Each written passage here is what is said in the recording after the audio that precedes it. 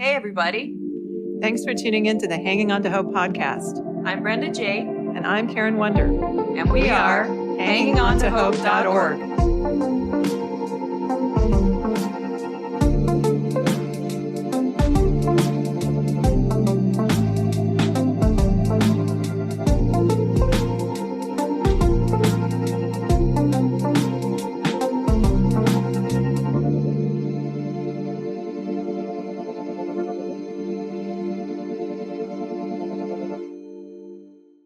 This podcast is intended as educational and is not psychological or medical advice.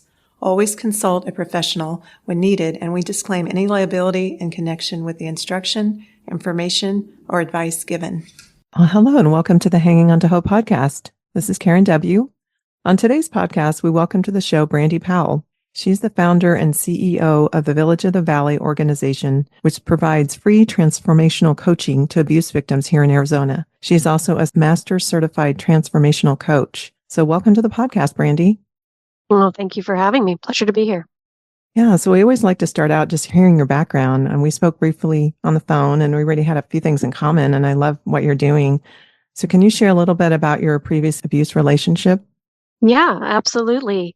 I have some childhood abuse with one of my parents, and so it sort of set me up to make some unhealthy choices with relationships. So I would say that truly the real impactful abusive relationship in my life was with my first marriage. I had met him in high school, and we had decided that we would move out together after we graduated, and we did that and quickly found out that we were pretty toxic for each other. Unfortunately, though, what ended up happening was instead of breaking free of that relationship, we ended up just becoming very, very abusive. And what I've learned over time is that, abuse can slowly reveal itself. And so it was initially a lot of verbal or emotional abuse that we both participated in. But over the years, it became a very physically violent relationship.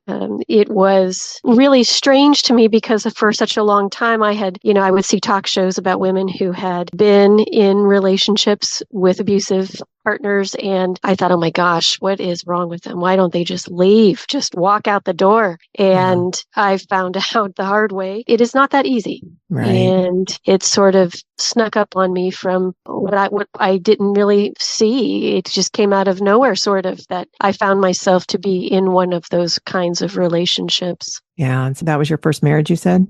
Yes, we started our relationship when we were about 16, and we stayed in that relationship for about 8 years. And it wasn't until year 7 when I decided that that was a great idea to marry him. Unfortunately, that was not a great idea. It certainly didn't change anything or make anything better. I believe just increased the stress that the relationship was already under. Well, hi, this is Brenda J. Nice to meet you. Nice to meet you too, Brenda. What was the turning point in your abusive relationship?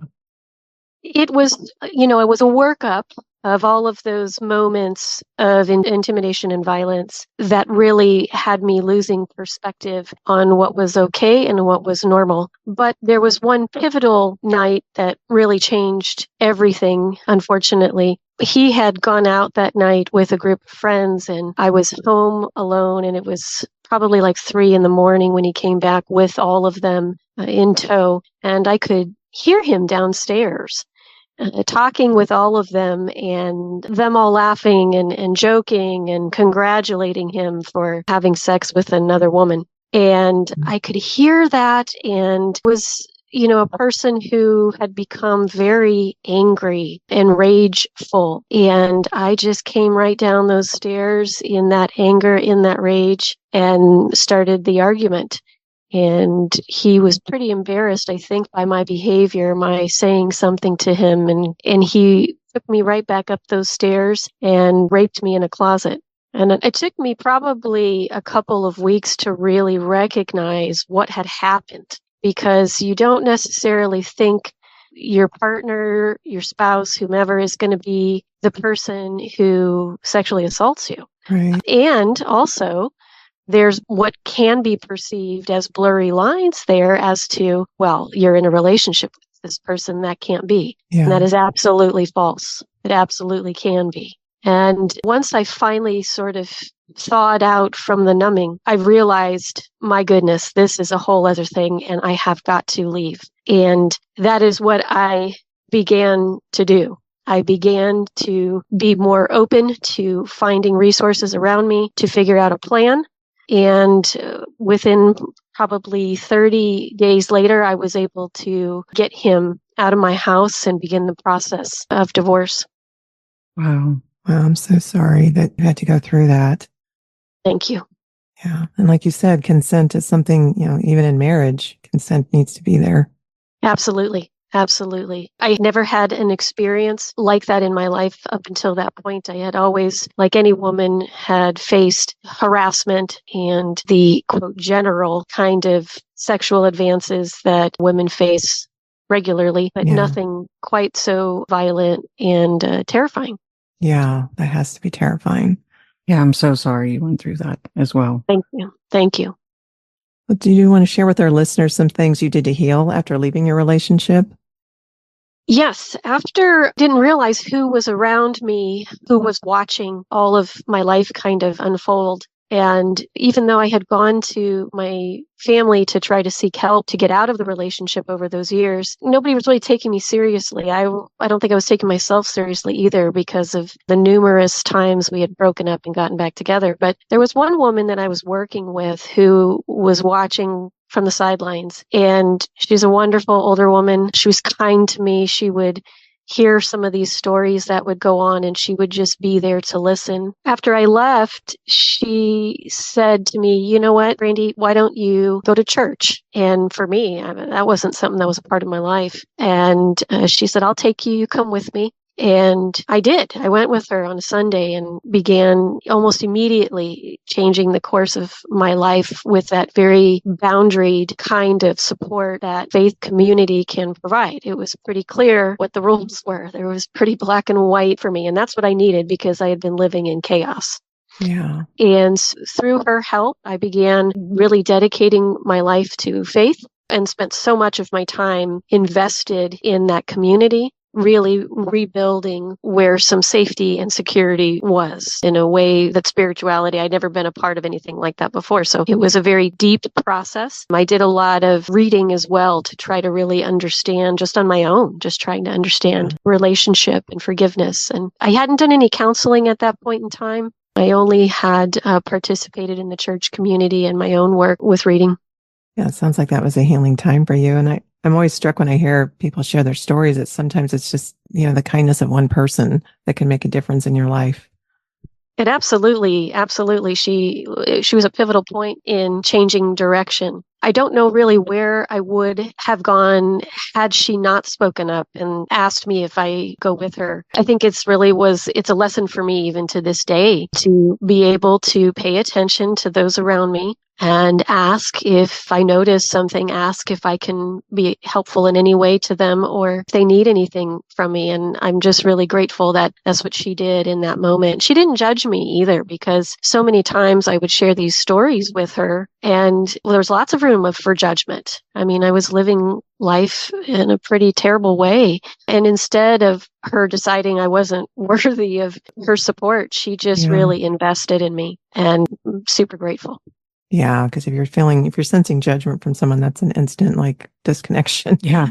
Absolutely. Yeah, I think people are so afraid to invite or ask, but we can't worry about that because we never know. What's the worst thing they can say is no. Yeah. But it is important to know that people care and to have a Absolutely. group, a community. We don't even have to be in the best place in our life either. I think some people think they have to fix themselves before they can invite others and help others. And that's not true either. Right. We're all on that healing journey at some point. So I just want to encourage our listeners, just invite them. And it was hard for me when I got out of mine too, because I was really struggling spiritually. And I had to, after a couple years, I realized that spiritual healing is just as important as the rest. It's just a huge aspect of healing that you can't leave out because there's healing that God does that we can't do on our own. Yeah. Yeah. One of the things Karen and I could relate to. You were also a victim of spiritual abuse. Can you share more about your experience with spiritual abuse?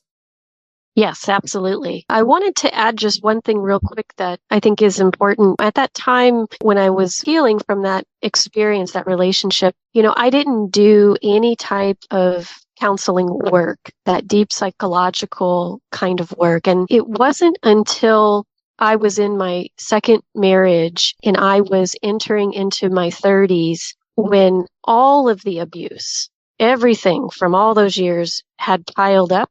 And I ended up having an emotional break where I spent about 10 days out of the home and into county hospital and into a health facility to bring about a leveling out of my mental health because I was in big trouble. And when I got back home, the conditions for coming back home were to have a bunch of counseling on the calendar and medication.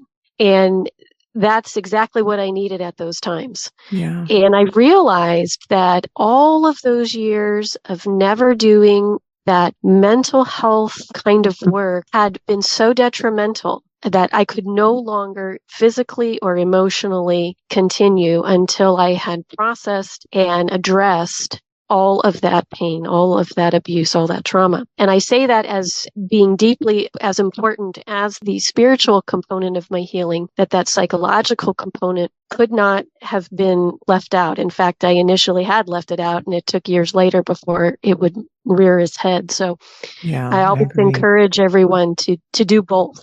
Yeah. To not to neglect the psychological component of healing from abuse. So thank you for letting me get that in there because that was totally agree. Yeah, we important agree. piece. As far as the spiritual abuse, this was a very challenging dynamic because, as you just heard, what helped me to do that initial wave of healing was a spiritual community and was a belief in God and what that community taught. So I had no idea that spiritual abuse was even a thing. And I had no idea that there would be people who would participate in this, whether knowing or unknowingly. Mm-hmm. And I've had several experiences with spiritual abuse. The first one actually started at the church where I changed my life and gave my life over to God. And my second husband, I had met him there and I watched him be spiritually abused by the leaders there and really could not fathom at that time how painfully destructive it was for him. And when I talk about abuse, I define abuse as the misuse of power over another. Mm-hmm. And so when you have people in power who are your church leaders wielding God or beliefs against you, speaking on behalf of God, that is, to me, one of the most horrific things you can do is to separate someone from their creator like that. Mm-hmm. And so I watched him go through that. I didn't really absorb it like he was absorbing it. But years later, though, I would experience it towards me I had that from some church leaders. I also experienced it at a faith-based nonprofit where there was so much of this whole gaslighting and rewriting reality of what was going on. And as I, over the time, became a church leader myself, I was a pastor's wife for about 7 years. And so I had a lot of experience with being sort of behind the scenes with leaders in that close proximity. It was astounding to me to watch everyone, including myself, entrust these leaders with our hearts and our minds, our finances, and then to see the manipulation going on behind the scenes. It was really devastating. Yeah. Absolutely devastating. The last spiritual abuse incident that I went through back in 2017, I pulled out of everything church related, community related, because I had to really find out, okay, what is this? Because everyone around me in this organization is speaking on behalf of God and doing the opposite of what I had always known God to do, being loving and caring and compassionate, truthful. Yeah. And so I began a deconstruction process of my faith at that point in time. And I'm so thankful I did. Yeah. It gave me such a clearer vision of who I believe the Creator is and what that looks like for me and for everyone else around me. In fact, my ability to love and to be compassionate increased drastically, more so than it had before. So even though those instances with those leaders were completely devastating. I am now at this many years into it, very grateful that I had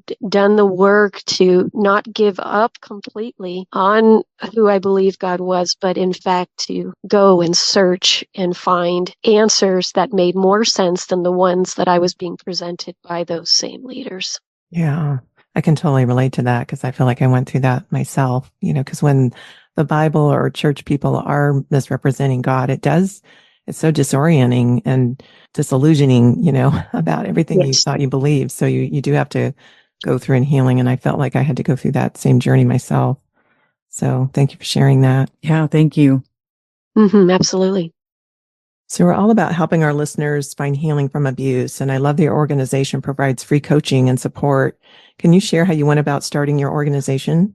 Yes. In that same year, 2017, after leaving that other organization, I realized that I was at a crossroads. I had a deep passion for walking alongside women who have been through all types of abuse. And I had really nowhere that I could see at that point to go with that passion. So I took a walk around my block and my neighborhood, and I just, spoke to God very openly and said, look, I need to do something. I don't know what, but I am willing to do whatever it is to be able to really help women heal.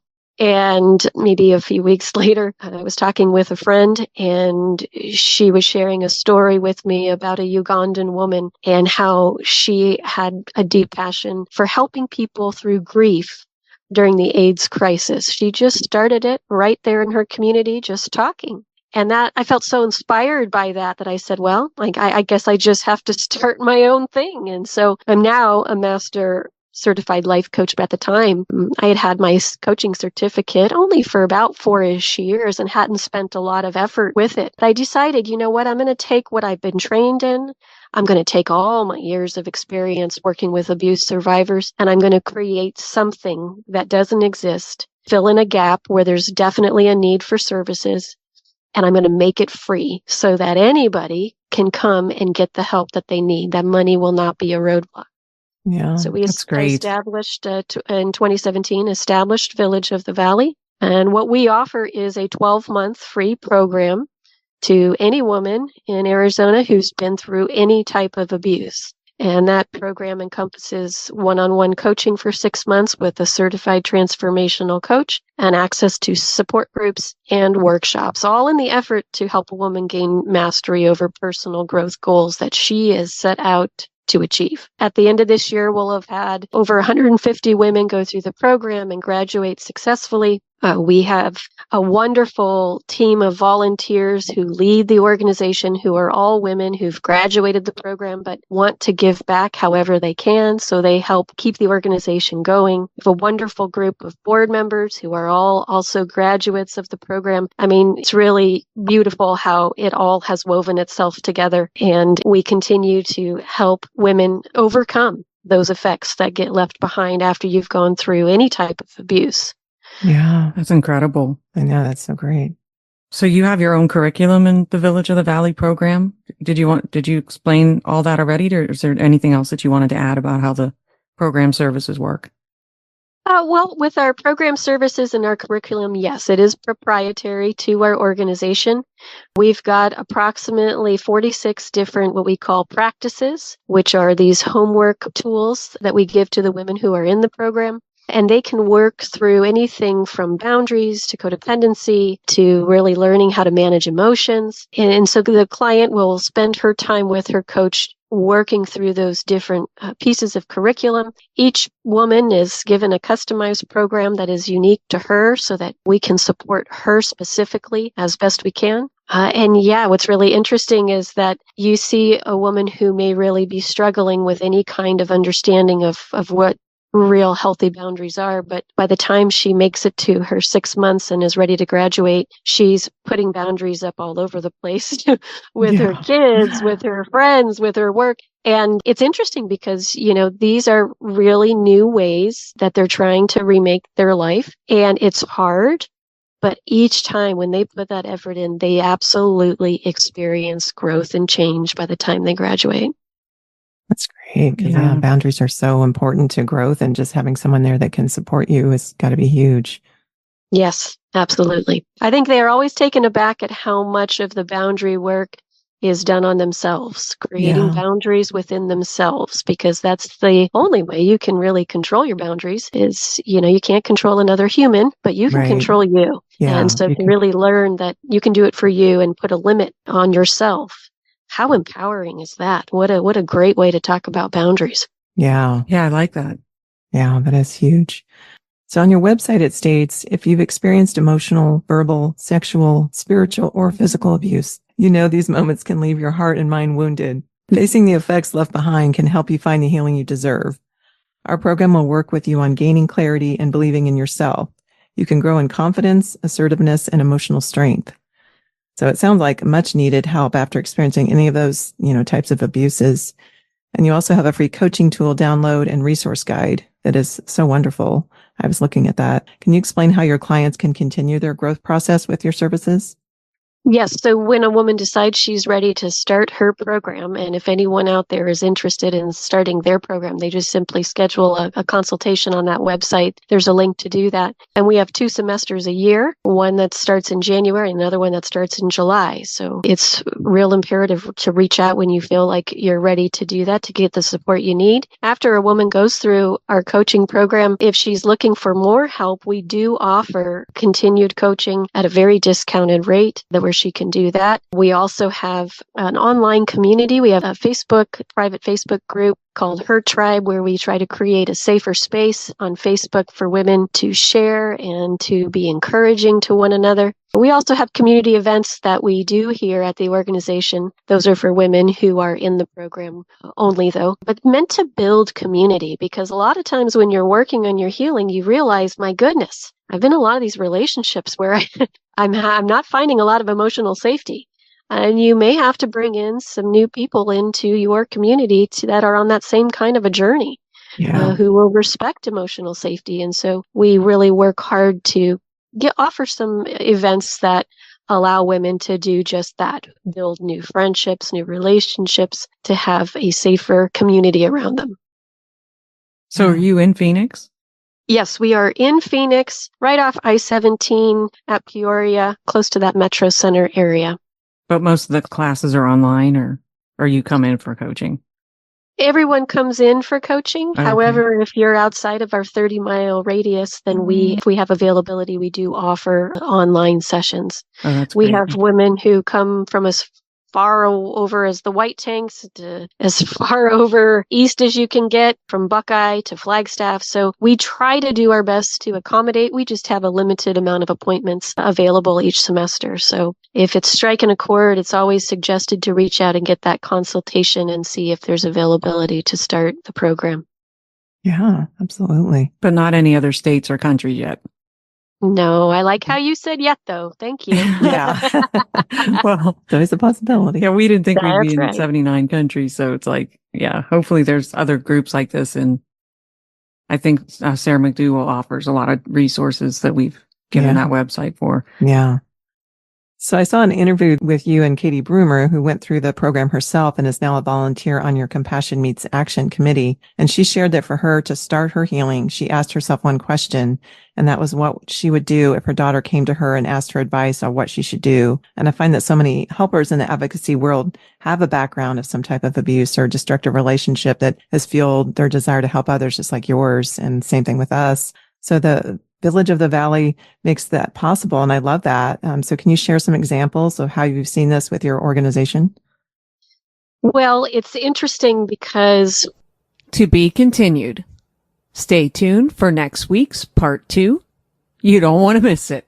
Thanks for tuning in to Hanging On to Hope. Check out our website, hangingontohope.org. There are resources on there. And if you would like to donate or volunteer, you can do that through our website.